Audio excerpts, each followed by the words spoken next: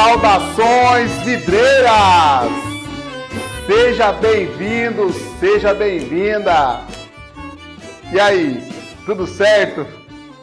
Bom, eu estou cansado depois de limpar aquela bagunça que nós fizemos na última aula. A sala ficou toda bagunçada, cheia de caco de vidro, mas tudo bem, valeu a pena. Tiramos várias dúvidas. Então vamos começar.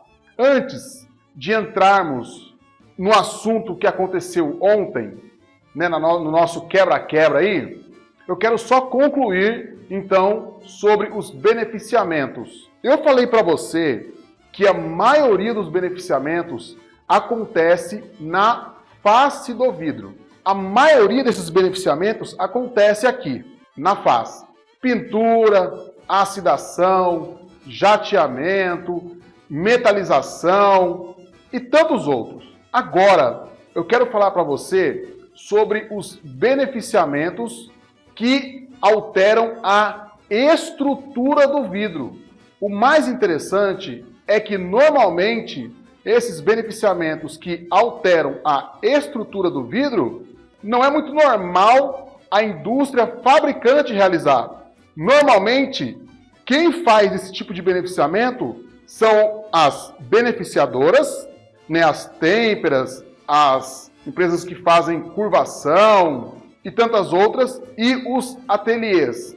Por quê? Porque para se trabalhar na estrutura do vidro, 90% do trabalho que é feito na estrutura do vidro precisa ser feito com um tratamento térmico, com calor, ok? Então eu quero falar para você sobre o primeiro beneficiamento que mexe na estrutura do vidro. Este primeiro beneficiamento, que é promovido por calor, podemos falar das cubas. Você sabe, né? Aquelas cubas de vidro, tem umas que são redondas, umas já são mais quadriculadas. Essas cubas são moldadas mediante a calor.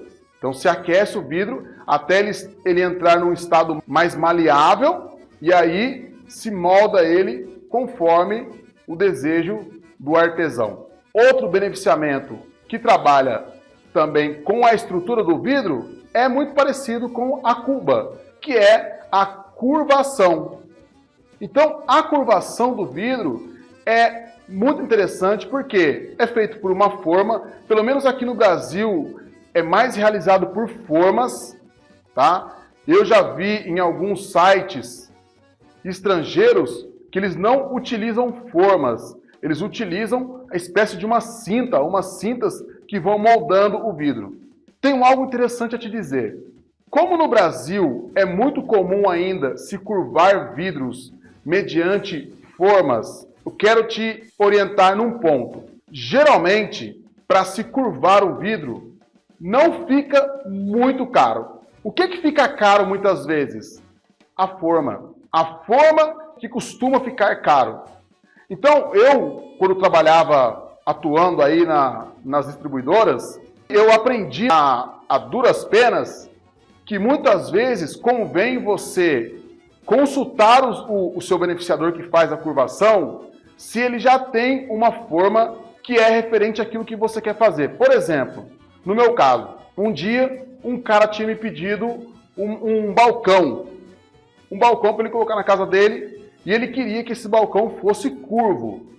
E ele tinha feito o desenho no chão lá de onde ele queria o balcão. Então eu tirei essa medida, da flecha ali, da curvação do vidro, liguei para o meu fornecedor de vidro curvo, passei para ele o desenho, ele falou: Gabriel, seguinte, eu tenho uma forma aqui muito parecida com essa curvação, mas não é a curvação que você quer. Se você for optar por fazer este vidro curvo com o seu desenho, ele vai ficar R$400 mais caro. Se você aproveitar a forma que eu tenho, ou seja, eu não preciso mandar fazer uma forma, aí ele vai ficar mais barato. Então você vai economizar R$400. Eu liguei para o meu cliente, falei para ele: seguinte, nós temos essa curvação e temos a sua. Ele falou, mas vem mostrar para mim aqui então. Eu tive que ir na casa dele, fazer um risco no chão lá, falei, vai ficar aqui, ok? Ok. Pronto, então o cliente economizou R$400. Então é muito importante que você saiba disso. Quando você for fazer um vidro curvo, ligue para o seu beneficiador. Pergunte, você tem alguma forma parecida com isso? Tá? Se for esse processo de forma, faça isso. Ok? Então é muito interessante saber disso, que normalmente no Brasil os vidros curvos eles são moldados mediante uma forma. Outro beneficiamento que também trabalha na estrutura do vidro é o fusing. O fusing é uma técnica muito interessante, onde a criatividade assim não tem limites. Esses dias, por exemplo, eu estava vendo um cara que estava aproveitando cacos de vidro. Ele pegava nas vidraçarias aquele monte de caco, tudo colorido, né? Muito vidro impresso que ele pegava, aqueles vidros vinho, outros vidros amarelo, e aí juntava tudo aquela cacaiada e derretia e fazia peças maravilhosas. Então o fusing é justamente isso, ele vai derreter no vidro, né? E vai moldando esse vidro, pigmenta, pode se pigmentar, pode pintar, pode fazer diversos trabalhos. Então também é um beneficiamento que mexe na estrutura. E por isso que eu falei para você de ateliês. Porque muito dessa arte é produzida por artesãos, por pessoas que já são mais voltados para a arte mesmo, não tanto para a vidraçaria. Apesar de muitas vidraçarias terem esse forno, mas é uma arte voltada mais para artesãos. Agora, eu quero falar para você sobre um beneficiamento muito interessante, que é a têmpera. Muita atenção. O vidro temperado, como nós sabemos, ele é muito forte. Existem algumas controvérsias no mercado pelo seguinte. Quando eu aprendi a trabalhar com vidro, eu ouvia falar que ele era de 3 a 4 vezes mais forte que um vidro comum da mesma espessura. Então, se você pega um vidro de 4 milímetros comum e um vidro de 4 milímetros temperado, segundo a teoria antiga, ele era de 3 a 4 vezes mais forte que o vidro comum. Então, o temperado era de 3 a 4 vezes mais forte que o vidro comum. Depois, foi passando o tempo, eu ouvi falar que era de 4 a 5 vezes mais forte que um vidro comum. Agora, eu estou ouvindo todo mundo falar que o vidro temperado ele pode chegar até mesmo 10 vezes mais forte que um vidro comum. Eu, honestamente, não sei te dizer quanto de fato ele é mais forte que um vidro comum. O que eu posso dizer é o seguinte, é muito mais forte. Você pôde comprovar ontem, e depois a gente vai conversar mais sobre isso. Eu tive que derrubar a mesa para que aquele vidro temperado pudesse se quebrar, que no caso agora é esse aqui. Porque ele não quebrava, era muito forte. Mas o que de fato é a têmpera? Por que a têmpera transforma o vidro tão forte assim? Vou tentar explicar de uma maneira simples para você. Todo vidro, por mais que não pareça, ele tem micro fissuras nas faces, ok? Então são micro trincas, microscópicas, mas existem essas trincas. Quando o vidro está recozido, assim, comum, essas trincas estão aqui abertas, ok? Então, dependendo da força do impacto, essa trinca só abre e o vidro se quebra. O que acontece com a têmpera? É o seguinte, vou tentar explicar, como eu disse, da maneira mais fácil. Imagine que esse aqui fosse um vidro único. Essas 3 lâminas fossem um vidro único. 3 lâminas. Mas, na verdade, é um vidro só. Então, nesse vidro, existe o lado de fora, o meio e o outro lado de fora. Certo? Então, existe essa face externa e essa parte que seria o miolo do vidro, a parte central do vidro. O que acontece? Eu falei para você que o vidro tem microtrincas. Só que essas microtrincas, elas só se abrem por tração. Vou te mostrar melhor. Imagine que isso é um vidro. Quando você faz isso, olha, essa parte de cima está sofrendo tração. E essa parte de baixo está sofrendo compressão. Ou seja, a parte de cima está fazendo isso. E a parte de baixo está empurrando. A parte de cima está abrindo. E a parte de baixo está empurrando. Comprimindo. Ok? O vidro só quebra assim. Essa trinca só quebra aqui. O que é a têmpera? A têmpera é o seguinte. O vidro entra no forno. Ele é aquecido. Essas partes externas tendem a aquecer mais rápido, porque ficam em contato mais próximo ao calor. O miolo do vidro, essa parte interna do vidro, tende a aquecer mais lentamente. Então, o vidro é aquecido até 630, 650 graus. E aí depois que ele está a 630 graus, ele vai para o resfriamento. Acontece o choque térmico. O que é interessante do choque térmico? Que essas partes que estavam mais quentes e estavam mais dilatadas, porque elas aqueceram mais rápido, então elas se dilataram mais rápido. Elas esfriam mais rapidamente e se comprimem, fecham mais rápido.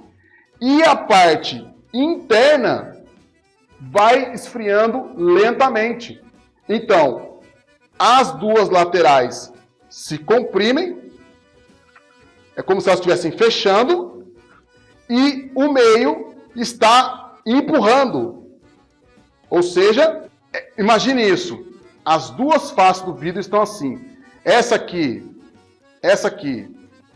está comprimindo e essa aqui está comprimindo.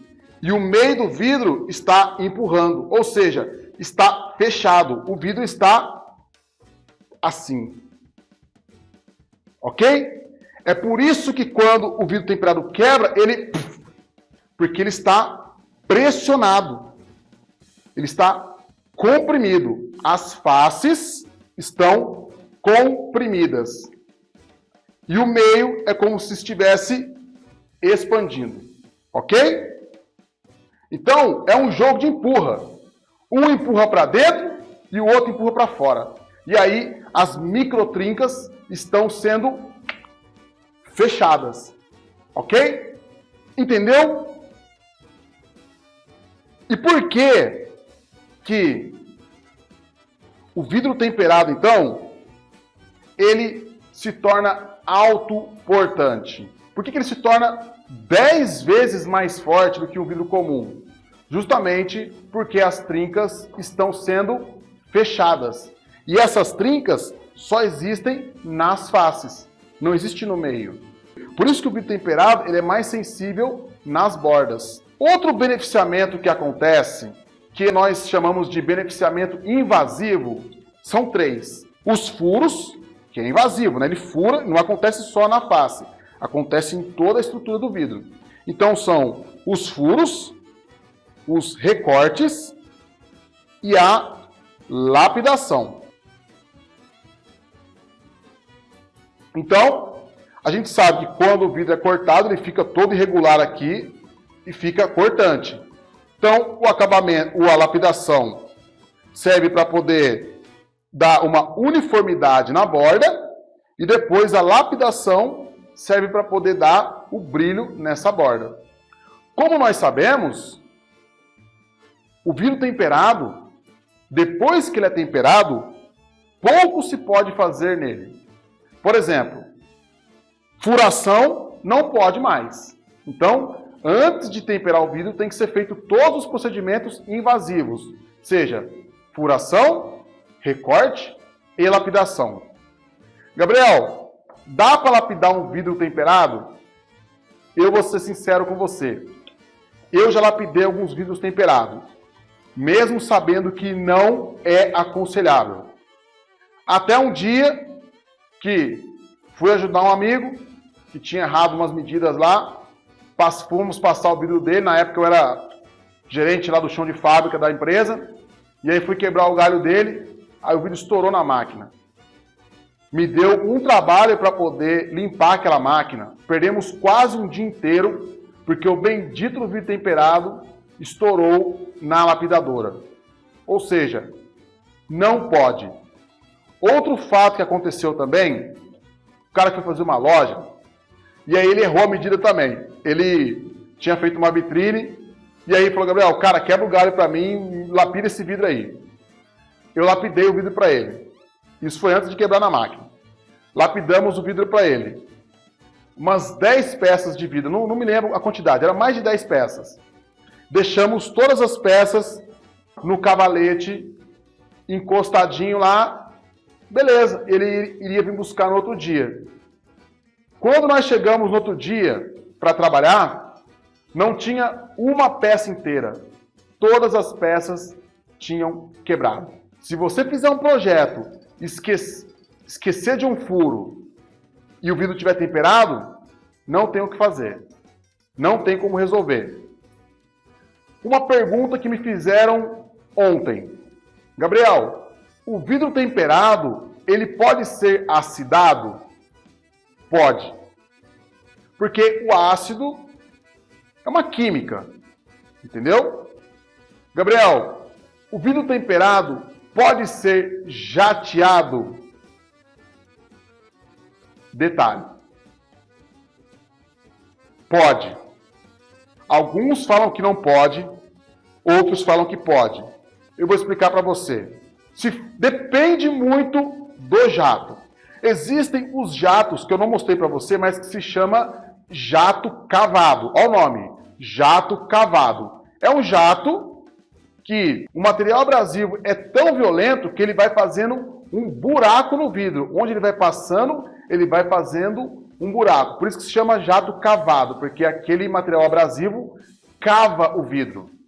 Esse não pode. Se for um material abrasivo, igual eu tenho visto aí, esses mais novos, que não agridem tanto a face do vidro, pode. Falo para você, trabalho com vidro faz muito tempo. Nunca vi um vidro temperado quebrar por causa de jato. Nunca. Mas também nunca fui maluco de fazer um jato cavado, ok? Então, se for um jato leve, pode fazer sim. Só não pode fazer jato cavado. Apesar do jato ser um procedimento invasivo, porque o jato, a intenção dele é ferir a face. Então, eu falei para você já da furação, do recorte e da lapidação. E agora, vou falar para você de um detalhe do vidro temperado. O vidro temperado, eu costumo dizer que ele, junto com o vidro laminado, libertou os engenheiros mais malucos que existem. Por quê? Para se usar parafusos no vidro, é necessário fazer furos ou recortes e apertar. Se esse vidro for comum, como é o caso desse vidro aqui, ele trinca. Só no torque ele já trinca, porque ele é um vidro comum. Só o vidro temperado é um vidro autoportante. Ou seja, ele por si só pode ser parafusado e ele por si só pode ser sustentado, sem o uso de caixilhos, ok? Se você vai fazer um vidrinho, uma janelinha com um vidrinho desse aqui comum, você não pode colocar um parafuso aqui. Colocou um parafuso, um furo, alguma coisa, ou apertou demais, ele já trinca. O temperado não. Então, só o vidro temperado é um vidro autoportante. E por que eu digo para você que o temperado laminado libertou os arquitetos e os engenheiros mais loucos do mundo? Porque junta-se a força do temperado, a resistência do temperado e o fato dele ser autoportante e poder ser parafusado com vários outros vidros temperados. Ou seja, você pode fazer um vidro laminado, como eu disse, de 32 milímetros, né? Porque dá 10, 10, 10, mas vai dar uns 2 milímetros de PVB mais ou menos, até de 60 milímetros. Você pode fazer um vidro dessa grossura aqui. E aí você tem um vidro quase tão resistente ou tão resistente quanto o concreto. Ok? E agora eu quero falar para você do último beneficiamento. Voltando aqui com o meu sanduíche de vidro, mas agora é o sanduíche mesmo. Imagine que, quando o vidro temperado quebra, acontece isso aqui que você está vendo. Ele fica todo fragmentado. Qual que é o próximo beneficiamento que eu vou te falar? É o craquelado. O que é o craquelado? Craquelado é um sanduíche de 3 vidros. Então você pode usar um vidro qualquer aqui, normalmente é um vidro temperado, um vidro temperado no meio e um outro vidro qualquer aqui embaixo, que normalmente também é um vidro temperado. O que se faz? Une os 3 com o processo de laminação. Então vai ficar um sanduíche de vidro. Um vidro temperado no meio e o outro vidro. O que se faz? Quebra esse vidro do meio. E aí dá esse desenho bonito que você está vendo aí. Esse design diferente. Esse é o vidro craquelado. Então o cara vem aqui com o material pontiagudo aqui, bate na borda e quebra só o do meio. E aí os outros vidros sustentam esse do meio que já não está mais fazendo nenhuma função estrutural. Ok? Esse é o craquelado. Bom, para que a gente possa concluir o raciocínio, eu te mostrei vários beneficiamentos. Vários. Nessas 3 primeiras aulas aí, 4 primeiras aulas. Mas existe um detalhe. É importantíssimo que você saiba e conheça os beneficiamentos. O que pode e o que não pode. Na primeira aula, eu contei a história verídica do meu amigo que comprou um vidro laminado e queria temperar esse vidro já laminado. Dá para se fazer vidro laminado de temperado? Dá. Dá para se laminar um vidro temperado? Dá. Dá para se temperar um vidro laminado? Não dá.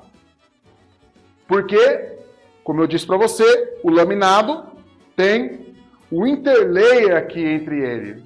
Lembra?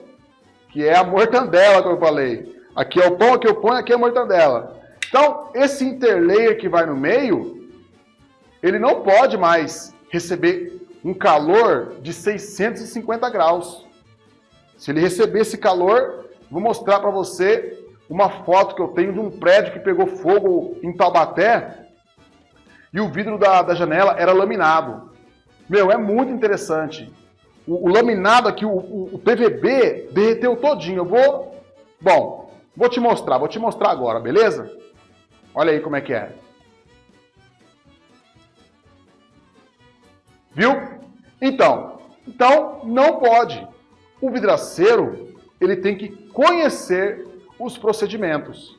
Por exemplo, não fura vidro temperado. Bom, existe vidro temperado com furo? Com certeza. Mas o furo tem que ser feito antes da têmpera. Então é muito importante que você saiba o que pode e o que não pode.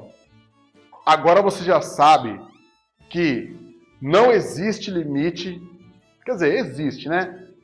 Mas se a gente for parar para pensar, quase não existe limite para o vidro. O vidro é capaz de fazer coisas absurdas. Você, daqui a algumas aulas, e eu, começaremos a falar sobre projetos. O vidraceiro, ele tem que pensar o seguinte. Primeiro de tudo, segurança. Esse é um fator muito importante. Nós temos a responsabilidade de oferecer um material que seja seguro para os nossos clientes e para o bem do nosso cliente, ou seja, para os bens materiais do nosso cliente. Então, a primeira pergunta que você deve fazer quando você pensa em um projeto, quando você pensa em alguma solução para o seu cliente, é: E se o vidro se quebrar? Sempre tenha isso na sua mente. E se o vidro se quebrar? O que vai acontecer? Então você chegou lá na obra e aí encontrou um arquiteto lá bem maluco e ele quer fazer um vidro assim, vamos supor, ele vai chegar em você e falar assim, Gabriel, é o seguinte, eu quero fazer uma cobertura de vidro aqui, mas eu tô meio sem grana e vamos fazer o seguinte, vamos colocar um vidrinho aí de 4 milímetros, pode ser comum mesmo, não tem problema, né? Aqui também não cai pedra aqui, não chove granizo, vamos colocar um de 4 milímetros? Você como vidraceiro, como profissional vidreiro, como um cara responsável ou uma moça responsável, você vai colocar? Não. E ó, falo para você, mesmo que o seu cliente assine um termo de responsabilidade, não adianta.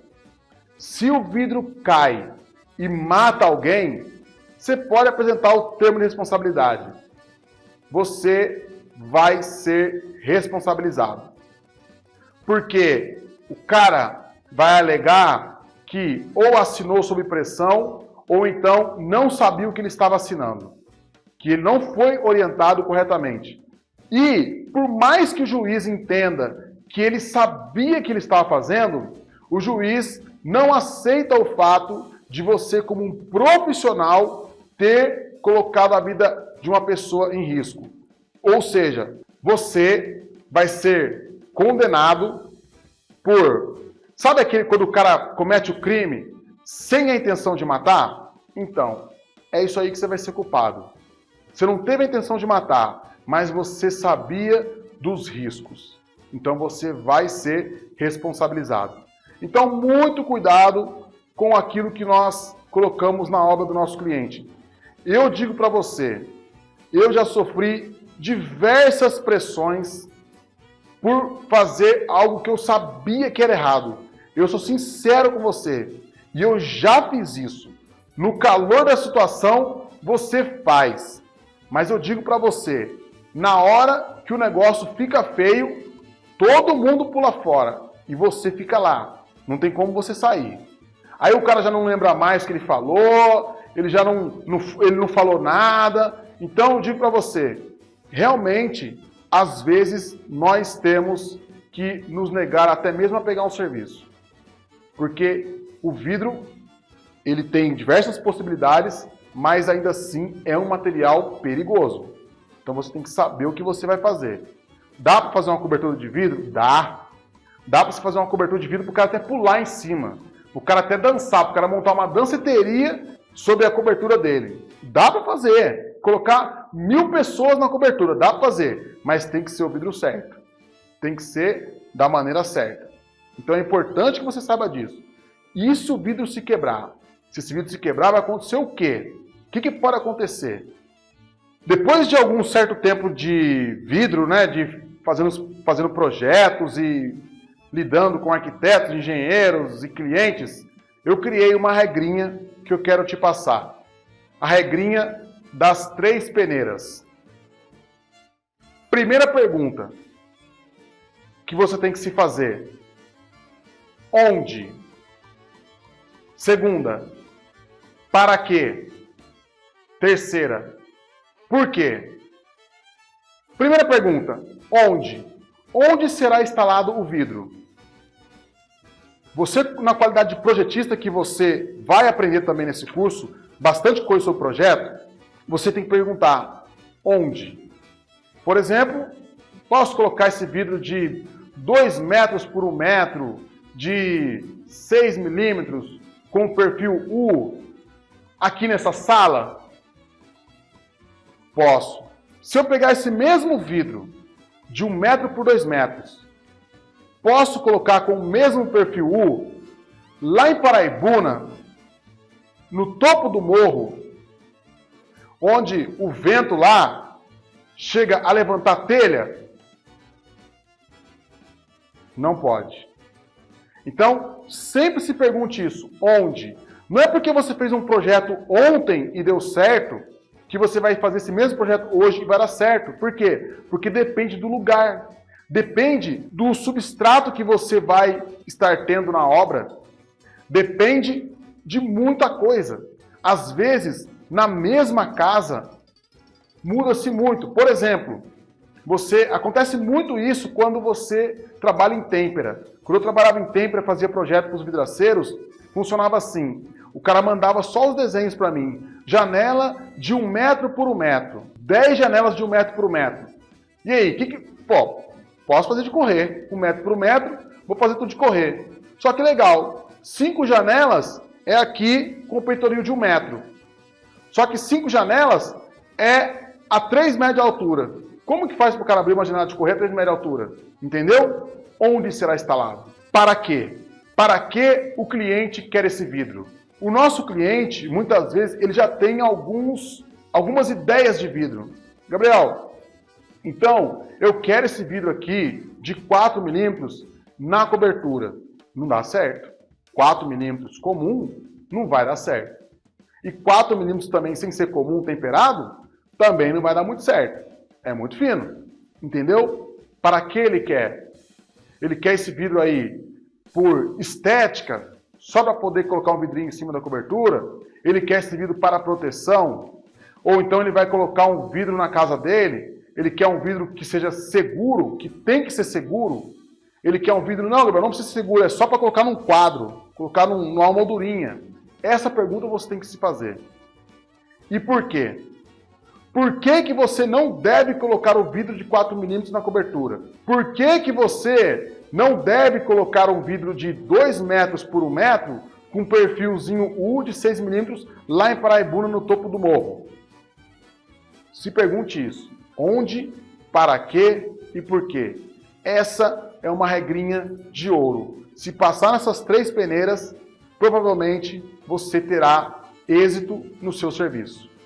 Aproveitando então essa deixa aí de onde, para quê e por quê, quero falar para você agora um pouco sobre o teste que nós fizemos ontem.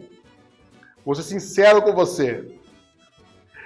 Eu me surpreendi com os testes que nós fizemos, porque eu achei que seria diferente. Eu achei que só o temperado ficaria inteiro, com uma distância de 3 metros, né, dando um tiro com aquela besta lá de 80 libras de potência. E depois você viu que acabou não dando certo. Os vidros foram mais resistentes. Então, quero te mostrar um detalhe. O primeiro vidro a se quebrar foi, bom, como eu disse, segurança. Vamos colocar o nosso equipamento de segurança. Você viu que ontem eu estava utilizando, até mangote eu usei ontem, né? Usei luva, usei esse óculos, usei aquele tapa-cara, só não usei capacete. O resto, usei um avental para não ter problema. Então, o primeiro vidro que se quebrou foi o aramado. Na verdade, o único que se quebrou a uma distância de 3 metros foi este vidro aqui, ó. Exatamente este. Parece, pelo menos os testes demonstraram isso, depois eu testei com as câmeras desligadas, testei novamente o vidro, que esse vidro foi o que quebrou mais fácil. Só que ele, na verdade, não quebrou pelo impacto da seta. Ele quebrou pela pressão que a seta fez aqui e pressionou ele aqui, ó. Depois eu fiquei analisando aqui, depois que eu desliguei as câmeras, eu fiquei olhando e falei, mas caramba, aonde que a seta bateu aqui? E aí eu percebi que, na verdade, ele quebrou porque ele fez um esforço e trincou ali embaixo. Aí o que eu fiz? Eu peguei e testei novamente com a câmera desligada, a 1,5 metro de distância. E aí ele fez esse furo aqui. A seta não atravessou, ela bateu aqui e saiu, mas ela fez um furo. Então, de fato, esse vidro aqui, ele se demonstrou um pouco mais frágil nos testes que nós fizemos aqui. Ele foi o que se quebrou primeiro, ok? Só que, um detalhe importante, pode ver, ele está todo arrebentado, mas ele está em pé. Inclusive, está segurando o peso desse aqui ainda. tá meio que apoiado aqui e apoiado aqui. Tá vendo, ó? Ele tá em pé, ó. Para você poder quebrar ele, ó, olha o trabalho. Olha só, ele tá com 5 milímetros de distância, mas o arame tá segurando ele ainda. Entendeu? Então, esse vidro é interessante por causa disso. Olha, ele ainda tá inteiro. Enquanto esse arame não se quebrar, ele ainda tá inteiro. Bom, vou deixar ele aqui. Quero falar do segundo vidro que se quebrou, que foi o vidro comum que se espatifou a 2 metros de distância. Como você pode ver, ele deixou alguns cacos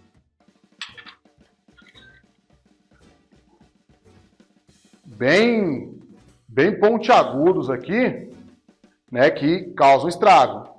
E você viu na hora que ele bateu no impacto ali, voou vidro para tudo quanto foi lado. Então, esse é o vidro comum. Esse é o vidro laminado. Só por motivo de segurança, apesar que Só por motivo de segurança, esse é o vidro laminado. Você viu que ele não se... Por incrível que pareça, eu fiquei surpreso com esse teste. Ele não se quebrou nem a 1 metro de distância. Eu tive que dar uma martelada nele. E ele também, assim como o aramado, está aqui, ó, preso no interlayer que eu te disse. Ó. Tá aqui preso. Só que é mole, né? Existe um outro interlayer que se chama Centriglass, que ele é mais rígido. Que isso aqui, ele fica mais rígido. Ok? Então esse foi laminado. Então, por que ele é um vidro de segurança? Porque ele tem esse PVB aqui, que mantém os vidros colados. Ok? Aqui estamos mostrando o aramado, que eu já falei para você, né? Que causou esse furo aí, mas ele ainda está inteirão, bonitão ainda. E depois nós temos o temperado. Olha só. Olha que interessante. Então, o que eu quero te mostrar? Na teoria, diz que um vidro temperado, ele... Deixa eu levantar meu óculos, porque agora não precisa mais. Um vidro temperado, ele se quebra em pequeninos pedaços. Bom, como você está vendo aqui, é verdade. Mas olha esse pedaço. Ele está fragmentado, mas ele ainda está unido. Ou seja, dependendo, e olha, ele também está com um pouco de pontiagudos aqui, ó. Certo? Olha, ainda está unido, ó. E peguei vários pedaços, ó. Peguei, esse aqui foi até o que ficou pro final lá que eu filmei, lembra? Ó, ele está unido. É o seguinte, imagine esse vidro temperado caindo de mais ou menos 4 metros de altura, assim, e essa parte aqui, pegando no braço, ou em qualquer parte do corpo. Meu, isso aqui não vai só pinicar como os livros do ramo nos falam. Não vai. Você pode estar falando, Gabriel, mas você está de sacanagem, você quer quebrar o setor, cara? Você quer desmistificar aí? Não. Estou falando para você a verdade, a realidade. Machuca bastante. Esse vidro é 6 milímetros. Ele tende a se quebrar com pedaços menores. Quanto mais grosso é o vidro, maior são os fragmentos. Por isso que a norma, por exemplo, de box, se você trabalha com box, você tem que, no mínimo, conhecer a norma. A norma de box já dá uma aconselhada para que você utilize película de segurança. Por quê? Se você pesquisar na internet, você vai ver várias pessoas reclamando que estavam tomando banho, de repente o vidro quebrou e a pessoa ficou toda cortada.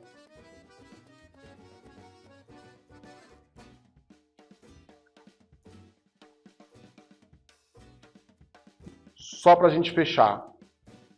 Dependendo da altura que esse vidro cai, dependendo da distância que ele está das pessoas e dependendo da velocidade que esse vidro desce, ele corta feio. É por isso que hoje existe uma grande tendência em se temperar o vidro e depois laminar. Porque se o vidro, por exemplo, ele é bem mais forte, mas se ele quebra, ele deixa o vão aberto, ok? E com uma película, ele não solta esses fragmentos. Ou então, uma outra solução é película de segurança. Essa película aqui, ela lembra muito uma garrafa PET. É bem grossa e essa é de segurança mesmo. Essa película é bem grossa. Bom, só vou te avisar uma coisa. A norma 7199, que é a norma que todo vidraceiro tem que ter, ela não especifica exatamente película de segurança. Tá? Estamos vendo aí várias pessoas aplicando vidro temperado em guarda-corpo, por exemplo, e depois aplicando película de segurança. Isso não é aconselhado, tá? Senão você tem até mesmo um efeito contrário, mas depois a gente fala sobre isso. Então, você viu aqui, voltando ao nosso assunto da quebra. Você viu aqui então os 4 tipos de vidro se quebrando. Então, esse vidro aqui, aramado, se quebrou com 3 metros. O vidro comum se quebrou com 2 metros. O vidro laminado quebrou na primeira marretada. E o vidro temperado só se quebrou quando a mesa foi tudo pro chão. Eu tirei várias dúvidas que eu tinha. Por exemplo, sobre essa história do vidro aramado ser um pouco mais fraco ao impacto. No entanto, ele mantém os cacos presos. Ok? Então achei muito legal esse teste que nós fizemos. Foi muito proveitoso, a gente tirou várias dúvidas. E aqui está o...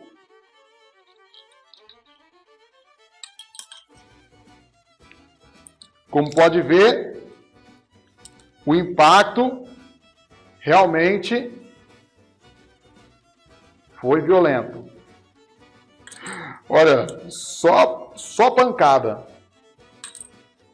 Olha, interessante que, como você viu ali, até 3 metros eu estava com óculos, né? Estava protegido, mas ainda estava bem tranquilo, né? Porque eu já tinha feito alguns testes já de velocidade e tal.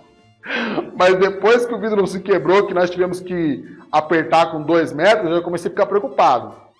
O pessoal da sala aqui, todo mundo correu, ficou só eu aqui na sala, né? Se escondeu. E aí eu comecei a ficar preocupado, porque se você ouviu o som do vídeo, deu ali umas 3 batidas. Pegou ali e bateu no chão. E eu fiquei meio preocupado. Quando eu tive que dar o tiro com 1 metro, aí você viu que eu coloquei o protetor, coloquei o mangote, coloquei o avental, falei, nossa, e tava com medo. Porque eu falei, pô, tá muito perto para dar um tiro nesse negócio aí. É o seguinte, esse teste, ele não vale como teste, né, para falar, como eu posso dizer. Normalmente esses testes são feitos em laboratório, tipo Falcon Bauer, que aí o cara tem uma ferramenta específica para fazer o teste, ok? Esse teste aqui não é um teste científico, é mais um teste de curioso mesmo, que eu queria fazer esse teste com esses 4 vidros. Inclusive, gostaria de agradecer o pessoal da Vidrobem, de São José dos Campos, que nos forneceu todos esses vidros aqui, né, para poder a gente fazer nossa bagunça, quebrar esses vidros aqui. Então, eu queria agradecer o pessoal aqui de São José dos Campos, da Vidrobem. ao Márcio e ao André lá. Muito obrigado pela força aí.